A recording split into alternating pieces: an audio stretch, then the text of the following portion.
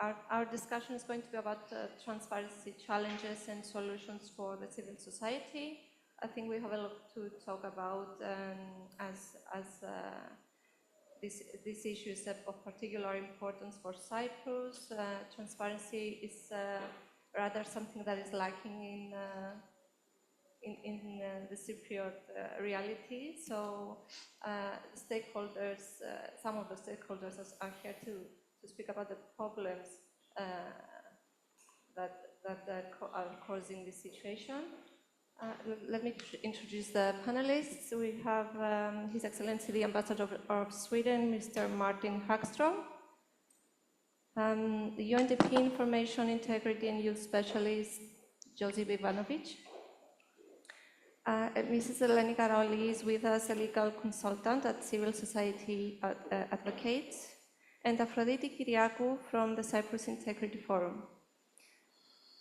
Let's start with some opening remarks about some of the effective strategies and solutions that other countries have used. And as we have the Ambassador of Sweden with us, maybe you can share with us some of the good examples are used in your country in order to promote transparency and along with civil society. Okay, thank you very much for inviting me. Thank you for the question. I apologize in advance that you will hear a lot about Sweden then, but maybe not only about Sweden, some about Cyprus, some about other countries as well. Also I want to say, given the state we are in, I mean, wars in the region, wars on the European continent, of course, this issue, I think, is somehow even more important, because this is really, I think, and hopefully I will prove it in my intervention, this is about strengthening our own resilience and about making our own societies as robust as possible. So I will start, if I may, a little bit about transparency and public access to information in Sweden, and then we'll see, I will come back to some points about civil society. Of course, everything that goes for, in general, it also goes, of course, for all civil society actors. But I think Sweden offers quite a unique example, and it is a fact that transparency is very, very highly prioritized in Sweden, and I think there is, I can safely say that there is a national consensus among all political parties, all actors in society, on the importance to defend it, and on the importance to ensure that it works well. And it's also something that we promote internationally, hence me participating, I guess, in this panel. We're working on this issue in the EU. We focus a lot on it in our development reform cooperation with third countries. And I think this is very much based on our own historical experience and a very widely shared view that this approach to transparency has helped us in fostering a high trust society, and that this high trust has been instrumental in our national development and our move in the last century from a relative poor country on the northern fringe of Europe to where we are today. I should also say that my own personal experience is colored a little bit, or my position is colored by my personal experience. Already quite a long time ago, it's almost embarrassing now to maybe bring it up, but I started my career as a journalist at one point. So I started as a user of transparency. And one of my first tasks when I studied to become a journalist at the university was to go to my current employer, to the MFA, to ask for access to an official document. So this is one of my first talks, and I didn't receive very much. I was perhaps a bad student. I was very imprecise in my question, and of course a lot of information that we have in where I work now is covered by secrecy legislation. So you will maybe receive a document, but you will not be able to read much apart from if, and, or, maybe. So maybe I went to the wrong place. After that, I worked for several years as a journalist, and I made very much use of this principle of access to official information in municipalities, state institutions, with police, with the justice departments. And I think I've taken with me this understanding of the importance of transparency when in journalistic jargon, what I have done, I have switched sides. So when I switched sides, I took an understanding of this importance of transparency with me. And now, as a state employee, it's my responsibility to implement in the government agency where I work, that is the embassy here in Nicosia. I'm responsible for implementing this principle. And this sometimes has very far-reaching consequences, because we have very strict rules. A request for access to an official document should be handled with priority, immediately or as soon as possible, according to the Swedish constitutional law. And the principal authority on what this means is the parliamentary ombudsman, and he has, or she, has interpreted that it means that I need to respond within 24 hours. And we have very strict guidelines from the ministry that we have to comply with that. And this is very widely used, of course, by media, like previously myself, but also by civil society actors in Sweden. And all this goes back to a unique experiment in parliamentary democracy in Sweden in the 18th century, and this is when you will now learn maybe more about Sweden than you had signed up for. The Swedish Freedom of the Press Act from 1766 was the first in the world, and the actual document which is preserved is now a UNESCO Memory of the World Register document. And this act covers freedom of the press, as according to its name, but also includes a right to access to official documents. And this was the first also in the world, first ever that was included in a legislative act. And this happened in a situation, and actually for the reason that Sweden at this time in the 18th century was extremely corrupt. We had lost a couple of wars. The parliamentary parties were widely considered to be for sale to foreign powers. I think it has been proven they were for sale. And this transparency, it was seen as the way to make it more difficult to be corrupt in that way. And it worked. And this has become very much a source of national pride, and it's fiercely protected by journalists, civil society, political parties, by everyone. And I think it has put its mark on how the Swedish state works ever since, like including how I described how I have to deal with such requests. Shall I stop there maybe? I will come back to civil society maybe in my second remark. Yes, sure. Yes. We can continue with Mr. Ivanovic. The ambassador just commented on how information and data was used to build this anti-corruption reality. So how are you, through the UNDP work, how do you use the data and information to enhance transparency, and in what ways do you find that information and data can also be used to embed transparency, to prohibit it? Yeah, thank you for your question. Happy to be here and part of this panel consisting of distinguished professionals.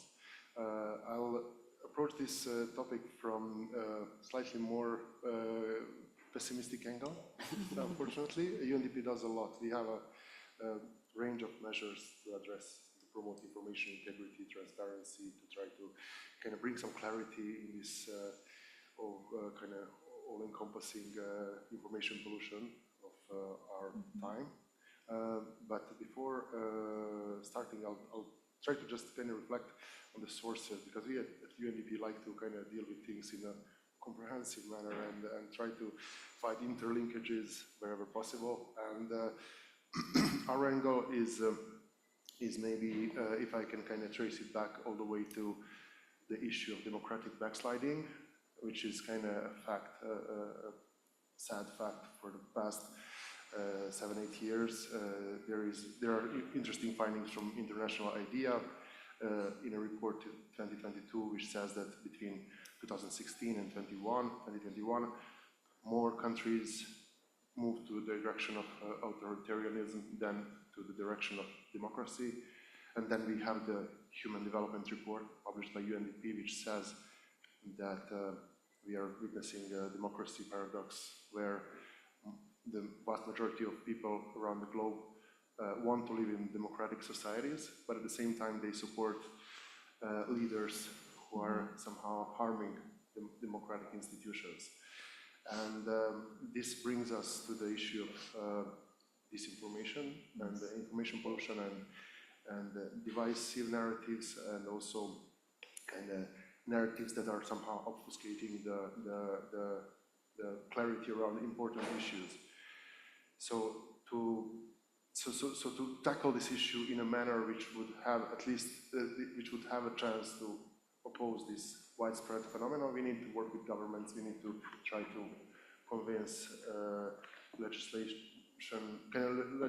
to kind of adopt legislation which would kind of respond to false information and would somehow enforce the governments, the current governments and the upcoming governments to respect kind of the promotion of fact-checked information. And this is not easy, but because as we saw, I'm now speaking mostly on behalf of the region I'm working on, which is Europe and Central Asia. And unfortunately, we saw, I'll try to keep it short, but we saw a lot of negative trends where transparency is actually associated with something negative, because the governments are trying somehow to bring some legislation which would bring transparency into funding. Do you have a specific example maybe to share? I have, but I would rather not name any country, just kind of to stay somehow constructive. But we do have a few examples of countries where financing from abroad is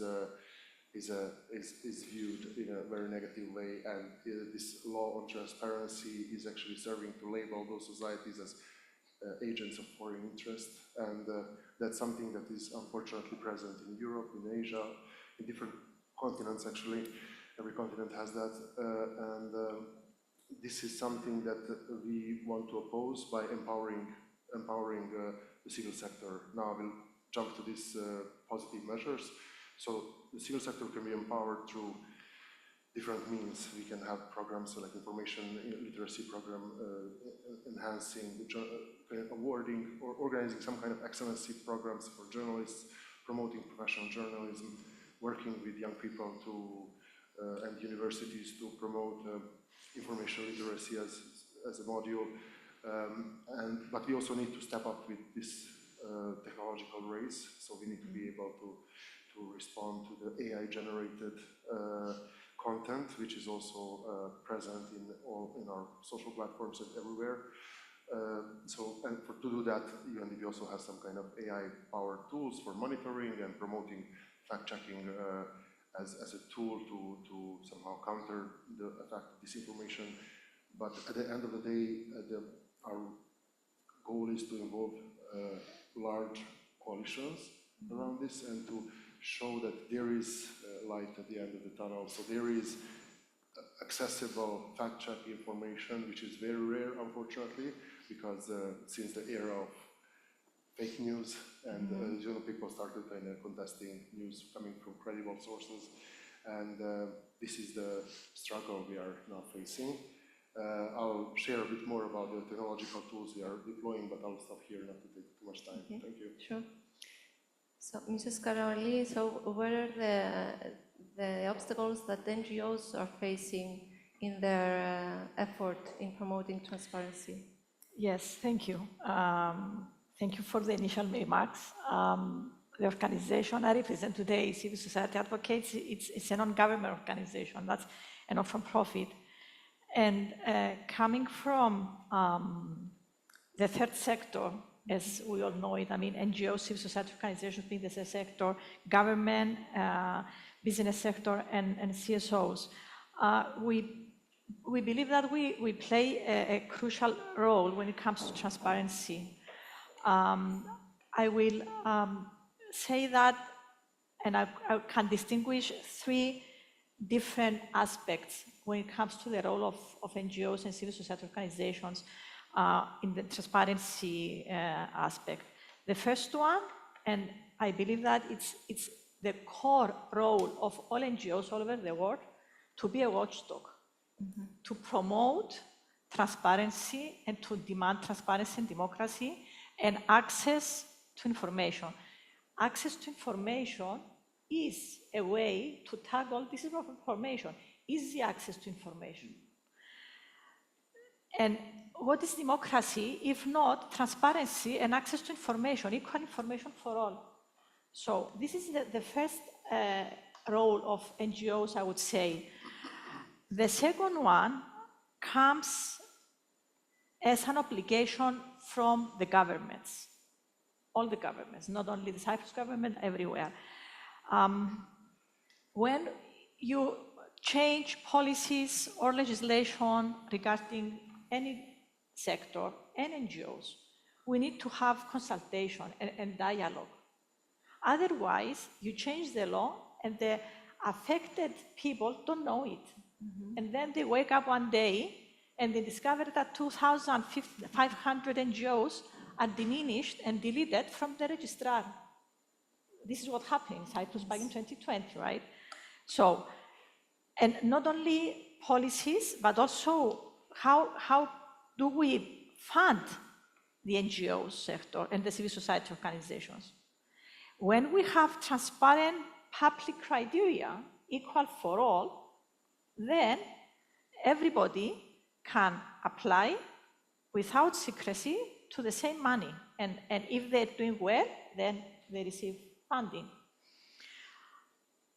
And the third aspect for me, it's within, it's for us as civil society organizations, as an aspect of a good governance, to be transparent and accountable.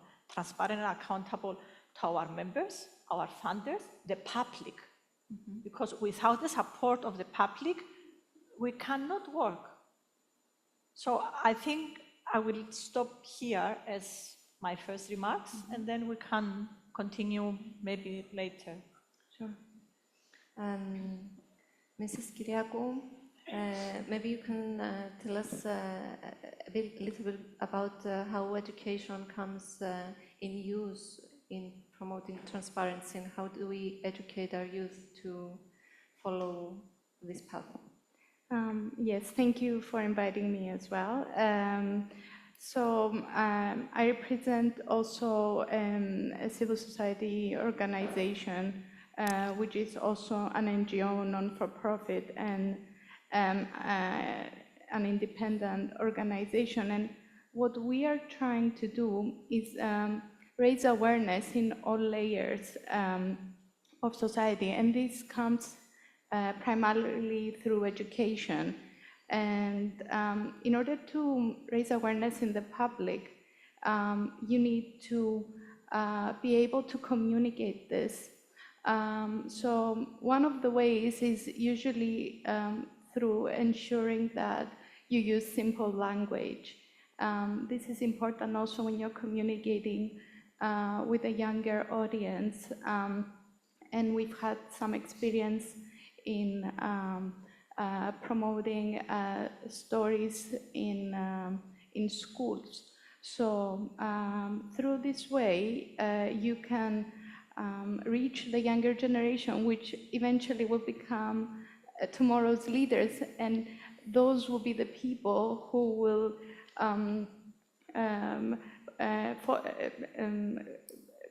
push for reforms.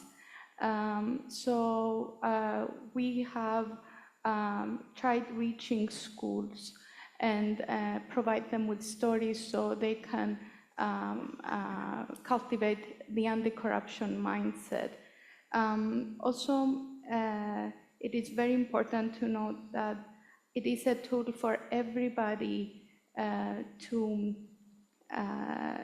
be educated, to know what corruption is and how to promote transparency. It helps us build resilience against corruption because you promote ethical decision-making, you know how to implement the laws, and they were talking in the previous panel about whistleblowing. Education helps us build a society where it is okay to report any behavior that is not appropriate. So we're talking about a systemic change, and we're talking about how on the long term we get to change the society in order, with good governance, to create a stronger democracy, because this is what we have to do as younger generation to ensure that everything that we see now is not how our future will be. Thank you. So, Mr. Ambassador, so maybe you can tell us more about how you work with the civil society organizations to promote transparency in Sweden, and more about the debate that there is around the system of transparency there. So, Yes. is there any? There are, I guess, the pros and cons in having this large information, this amount of information in public. So what are some backsides, maybe? Yes, happy to comment on that. I think, and also maybe a little bit on what the panelists said. I mean, on the roles of, I think, talking about how the state, I mean, I'm now representing the state, although I'm also a member of several civil society organizations, but that's not why you invited me. I think it's correct. I think that NGOs, they have this important role as a watchdog. They also have a role of representation, of articulating interests in society.